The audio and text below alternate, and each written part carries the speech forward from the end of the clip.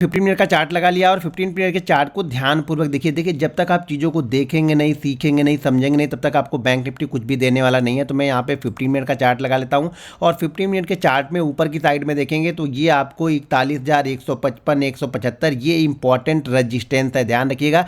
मैं छोटा सा यहाँ से लिख देता हूँ, ये पेन लेकर, ये पेन से अगर आप लोग को समझ में आए तो मैं छोटा सा यहाँ से लिख देता हूँ। जो रजिस्टेंस है हमारे लिए वो है 44,155 के ऊपर अगर बैंक निफ्टी होल्ड करता है तो ये बहुत अच्छा मूव देगा, ध्यान रखिएगा।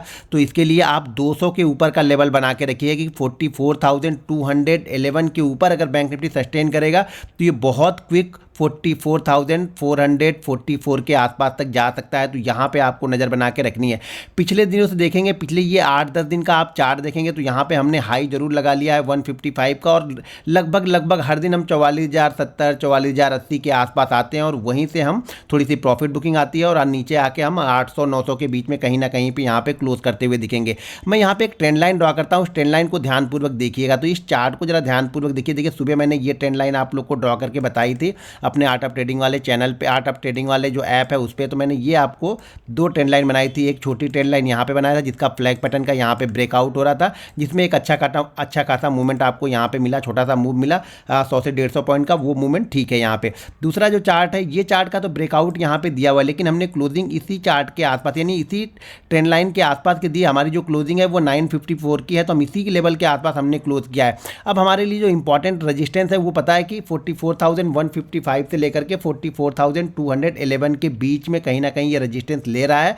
तो जब तक 211 को कंटिन्यू क्रॉस करके होल्ड करना करे, तो क्रॉस करने के बाद थोड़ी देर होल्ड करेगा ना, तभी ये जबरदस्त मूवमेंट आपको ऊपर की साइड में देखने को मिलेगी। अगर नीचे की साइड में देखेंगे तो जैसे मैं इसको पहले डिलीट कर देता हूं, तो अगर नीचे की साइड में देखेंगे तो इस ट्रेंड लाइन का हम बहुत अच्छा सपोर्ट भी ले रहे हैं। तो यहां पर भी नजर बना के रखिए। देखिए 15 मिनट के चार्ट पे देखिए, सारी चीजें मैं 15 मिनट के चार्ट पे यहां पे बता रहा हूं। तो 15 मिनट के चार्ट पे देखिए तो इस ट्रेंड लाइन के आसपास जब भी हमारा मार्केट यहां पे कंटिन्यू बाउंस कर रहा है और पिछले 4 बार मार्केट ने यहां से बाउंस बैक दिया है, तो ये नजर बना के रखिएगा। नीचे की साइड में जो आपके पास सपोर्ट है वो 500, 550 एक स्ट्रॉन्ग सपोर्ट जोन है। अगर इस ट्रेंड लाइन को हम ब्रेक भी करते हैं तो बहुत बड़े मूव के लिए ट्रेड यहाँ पे मत कीजिए, छोटे छोटे मूव को प्ले कीजिए। 70 पॉइंट, 80 पॉइंट, 90 पॉइंट के मूव के लिए प्ले कीजिए, क्योंकि बहुत स्ट्रांग ये बायर के कंट्रोल में है। अगर ऊपर की साइड का ब्रेकआउट मिलता है तो बहुत जबरदस्त शॉर्ट कवरिंग देखने को मिलेगी, जो शॉर्ट कवरिंग उसको 44,444 और 44,666 के पास तक लेके जा सकती है। तो यहाँ पे नजर बना के आप लोग जरूर रखिएगा। अब देखिए कल के सेशन में क्या हो सकता है। कल के सेशन में 2 सिनेरियो यहाँ पे बन रहा है, क्योंकि NR7 बन रहा है, तो यहाँ पे नजर बना के हमें रखनी पड़ेगी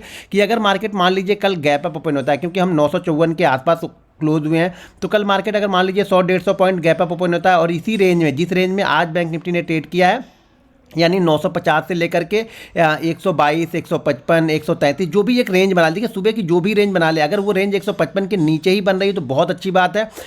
मान लीजिए 950 से लेकर के 150 के बीच की एक रेंज बन गई, उस रेंज के अंदर में मार्केट ने 10-15 मिनट, 20 मिनट ट्रेड किया और ट्रेड करने के बाद में अगर ये ऊपर की साइड में ब्रेक करता है इस लेवल को, तो एक मूवमेंट आपको देखने को मिल सकती है ऊपर की साइड में, जो कि बैंक निफ्टी को 100-150 पॉइंट बहुत फास्ट लेके जाएगी। अगर मान लीजिए बैंक निफ्टी ओपन होता है 100 और 200 के बीच में, तो ये बेस्ट सिनेरियो होगा, क्योंकि जो सेलर है वो इसी लेवल पर डरेंगे। अगर मार्केट 44,100 से लेकर के 44,200 के बीच में खुल जाए और 5-10 मिनट 200 के नीचे ही सस्टेन करे और जैसे ही ये 200 क्रॉस करेगा तो बहुत तेज मूवमेंट आपको मिलेगी, जो कि बैंक निफ्टी को लेके जाएगी 44,333। सेकंड टारगेट होगा 44,444 और थर्ड टारगेट होगा 44,555 का। अगर ये 100 और 200 के बीच में ओपन होती है तो मान लीजिए अगर bank Nifty gap down open होता है, गैप डाउन में अगर ये 600 और 500 के बीच में ओपन होता है, कोई रेंज बनाता है 600 के बीच में, अगर यहाँ पे ओपन हो और यहाँ पे कोई रेंज बनाने लगे, इस तरह से कोई रेंज बनाए और रेंज बनाने के बाद अगर रेंज को ब्रेक करता है ऊपर की साइड में, तो वापस ये कहाँ पे आएगा, 43,800 के आसपास आएगा और फिर सेकंड जाएगा 43,950 के आसपास में। अगर इसी रेंज बनाने के बाद ये नीचे की साइड का ब्रेक डाउन होता है तो मुझे यहाँ पे कोई खास इंटरेस्ट अभी नहीं रहेगा, क्योंकि मैं एक क्लोजिंग निगेटिव चाहूँगा 500 के नीचे, तभी यहाँ पे कोई बड़ी क्वांटिटी में मैं नीचे की तरफ प्लान करूँगा। ऊपर की साइड में अगर एक क्लोजिंग आपको 155 के ऊपर मिल जाए डेली चार्ट पे, मान लीजिए कल के सेशन मार्केट ने ऐसे ही निकाल दिया और परसों के सेशन में जाते जाते क्लोजिंग उसने 155 के ऊपर कर दिया, तो ये समझिएगा कि फिर गुरुवार एक्सपायरी के दिन एक बहुत ज़बरदस्त शॉर्ट कवरिंग मूव आया हुआ है जो कि इसको 555 तक लेके जाएगा। यानी 44,155 और 200 के बाद अगर ये सस्टेन करने लगता है ना, तो बहुत ज़बरदस्त और बहुत क्विक मूव यहाँ पे बैंक निफ्टी में आने के चांसेस हैं। बहुत बड़ा गैप अप ओपन हो जाए तो प्राइस एक्शन को हम ट्रेड करेंगे, लेकिन फिर भी ध्यान रखिएगा कि शॉर्ट कवरिंग मूव वहाँ पे आएगा। अगर 100-150 पॉइंट गैप अप ओपन होते हैं ना, तो शॉर्ट कवरिंग मूव के चांसेस यहाँ पे बहुत अच्छी तरीके से बनेंगे।